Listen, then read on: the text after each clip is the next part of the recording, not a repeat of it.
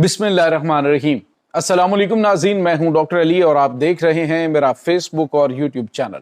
नाज़रीन, अमरीकी सदर डोनाल्ड ट्रंप ने अफगान तालिबान से बगराम एयरबेस वापस लेने के लिए अफगान तालिबान की सुपारी दे दी है। जी नाज़रीन, इस वक्त अफगानिस्तान के अंदर क्या खिचड़ी पक रही है, किन के साथ अमरीका की जानिब से राब्ता किया गया है, ये ताज़ा तरीन अपडेट्स आपके साथ हम शेयर करेंगे। आखिर ये होने क्या जा रहा है अफगानिस्तान के अंदर, क्या दोबारा से खाना जंगी शुरू की जाएगी, इसकी भी डिटेल्स आप जानेंगे। और नाज़रीन, इसके साथ ही पाकिस्तान ने खलाई मैदान में एक बड़ी छलांग लगाई है। हाइपर स्पेक्ट्रल जो सैटेलाइट है वो लॉन्च करने का ऐलान किया गया है। नाज़रीन, ये सैटेलाइट किस कदर पाकिस्तान के लिए अहम है, कितना ज़्यादा फ़ायदा इससे होने वाला है, ये तमाम तर डिटेल्स आज के इस व्लॉग में आप जान पाएंगे। वीडियो की तफसील में जाने से पहले अगर आपने हमारे चैनल को सब्सक्राइब नहीं किया हुआ तो आपसे गुजारिश है काइंडली इसको सब्सक्राइब कर लें और बेल आइकन को ज़रूर दबा दें ताकि हमारी आने वाली वीडियो सबसे पहले आप तक पहुंच सकें। नाज़रीन, हम आपके शुक्रगुजार हैं जो आप हमारे व्लॉग्स को देखने के लिए वक्त निकालते हैं और कमेंट सेक्शन में अपनी मोहब्बतों का इजहार भी करते हैं। नाज़रीन, इस वक्त आपको पता है कि पाकिस्तान के मगरबी हमसाए अफगानिस्तान में कुछ गैर मामूली हलचल हो रही है। उसकी वजह यह है कि अमरीकी सदर डोनाल्ड ट्रंप ने अचानक से ऐलान किया कि उनको बगराम एयरबेस वापस चाहिए और उसके लिए उन्होंने पहले तो बयान दिया कि जी हम जो है वो किसी भी तरीके से ये बगराम एयरबेस वापस लाजमी लेंगे, उसके लिए हमें यहाँ पे अपनी फौज भी उतारनी पड़ी या जो भी करना पड़ा। इसके साथ ही उन्होंने ये बयान दिया कि हमारी बातचीत जो है वो अफगान तालिबान से हो रही है। लेकिन नाज़रीन, यहाँ पे आपको ये बताते चलें कि मैंने आपको खबर दी थी जिसमें कहा गया कि तालिबान की जानिब से ये डिमांड की जा रही है कि हमें $1 अरब जो है वो महाना दिया जाए। लेकिन जो अमेरिका है उसकी जानिब से कहा गया कि हम $300 मिलियन आपको महाना दिया करेंगे। अब नाज़रीन, जो ये कन्फ्यूजन इसमें आई है वो ये है कि अफगानिस्तान की जो मौजूदा केयर टेकर गवर्नमेंट है, यानी अफगान तालिबान की जो हुकूमत है, उस हुकूमत की जानिब से दावा किया गया है कि अगर अमरीका हमें तस्लीम भी कर लेता है, हमारी हुकूमत को तस्लीम कर लेता है और अफगानिस्तान की तामीर नौ के लिए भी हमें कहता है जी कि हम इसकी तामीर नौ करते हैं, तो भी हम इनको अफगानिस्तान के अंदर ये जो बगराम एयरबेस है इनके हवाले नहीं करेंगे। और साथ ही उन्होंने ये कहा कि अगर अमरीका अगले 20 साल जंग लड़ना चाहता है तो हम उसके लिए भी तैयार हैं। तो ये चीज़ें जो हैं वो नाज़रीन मौजूदा अफगान हुकूमत की जानिब से कही जा रही। लेकिन दूसरी जानिब अमरीका की जानिब से कहा जा रहा है कि हमारी बातचीत हो रही। तो नाज़रीन, मुमकिन तौर पर अमरीका की जो बातचीत हो रही है वो अफगानिस्तान में मौजूद दीगर जो धड़े हैं तालिबान मुखालिफ, यानी अफगान तालिबान के ही दीगर ग्रोह हो सकते हैं जिनके साथ बातचीत इस वक्त अमेरिका की हो रही है। और नाज़रीन, ज़ल्मे खलीलज़ाद आपको पता है जो मुआवन खुसूसी रहे हैं अफगानिस्तान के अमूर में, उनको भी अफगानिस्तान में लॉन्च कर दिया गया है। अब सवाल ये पैदा होता है कि अमरीका जो है वो किन के ज़रिए अफगानिस्तान के अंदर अफगान तालिबान के कब्जे से ये बगराम एयरबेस छुड़वा सकता है। तो पहले भी अमरीका यही करता रहा है कि जो ऐसे ग्रुप्स हैं जो अफगान तालिबान के मुखालिफ ग्रुप्स हैं उनको ये फंडिंग देता है, उन पे पैसा खर्च करता है, वो दीगर छोटे छोटे ग्रुपों को अपने साथ मिला के एक बड़ा ग्रुप बना लेते हैं।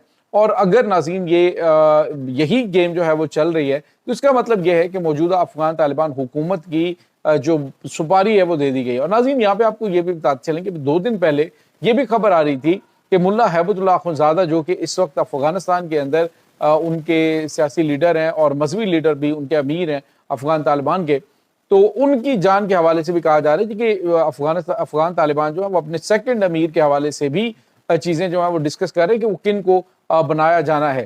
तो मुमकिन तौर पे मुल्ला हैबतुल्लाह अखुंज़ादा जो है उसकी जान जो है वो भी खतरे में है।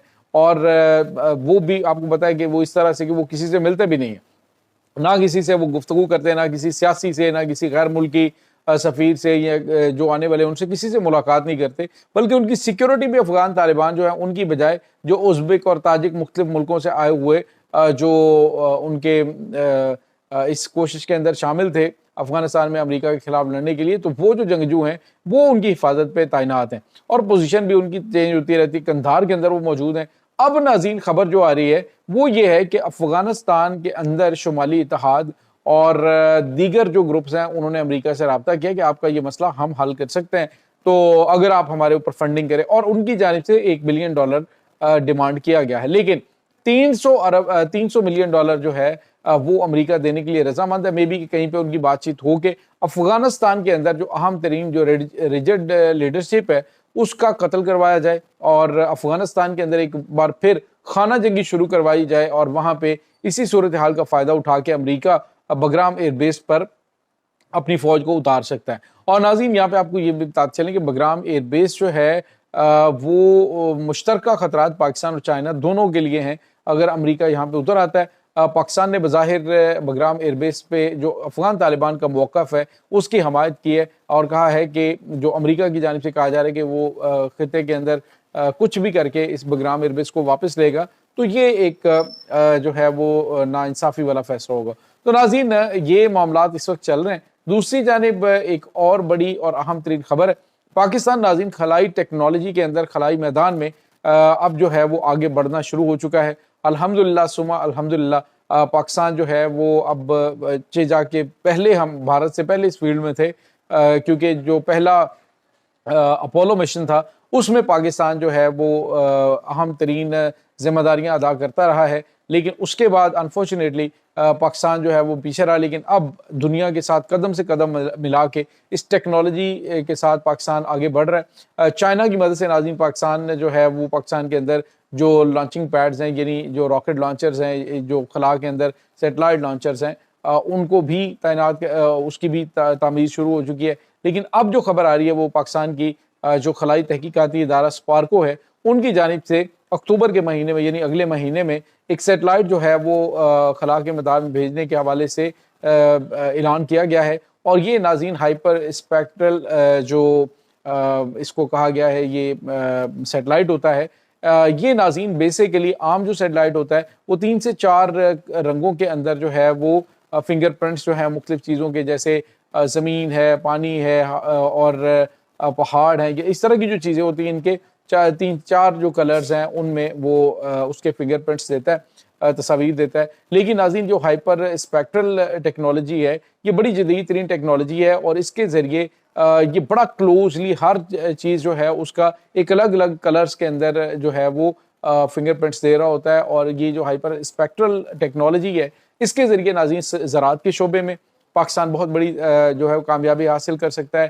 اس کے علاوہ ناظرین جو موسمیاتی تبدیلیاں ہیں اس کو مانیٹر کیا جائے گا. اس کے علاوہ ناظرین جو موسمیاتی تبدیلیوں میں جس طرح سے آنے والے یعنی جو طوفان ہوتے ہیں اور ان کے بارے میں ارلی وارننگ جو ہے وہ پتہ چل جائے گا اس سے. اور اس کے علاوہ ناظرین اس کی مدد سے جو بارڈر سیکیورٹی ہے اس کو یقینی بنایا جائے گا. تو یہ سیٹلائٹ جو ہے وہ ملٹی ڈومین جو ہے ایریاز کو کور کرے گا.